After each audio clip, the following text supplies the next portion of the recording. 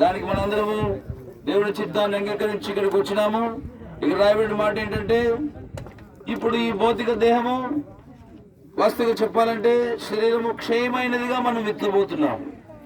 క్షయమైపోయే శరీరం. అయితే ఏం చేయబడుతుంది?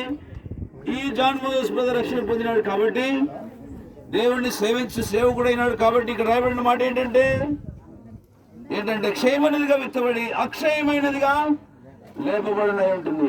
యేసు ప్రభు రానంటున్నాడు. అప్పుడు మనము ఈ మట్టిలో పెడుతున్నాం, క్షయమైపోతుంది కొన్ని రోజులకు.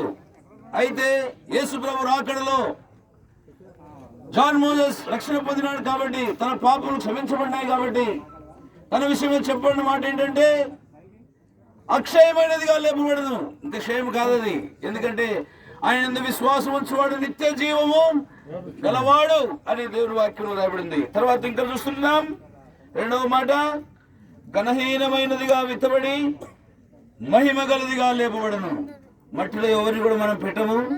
మన సోదరుడు బ్రతికి ఉంటే మట్టిలోకి తీసుకొని రాము. కానీ ఇక్కడ రాయబడుతుంది, ఇక్కడ రాయబడిన మాట ఏంటంటే ఘనహీనమైనదిగా విత్తబడి.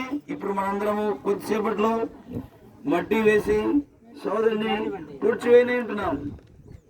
ఘనహీనమైన పరిస్థితి. అయితే యేసు ప్రభు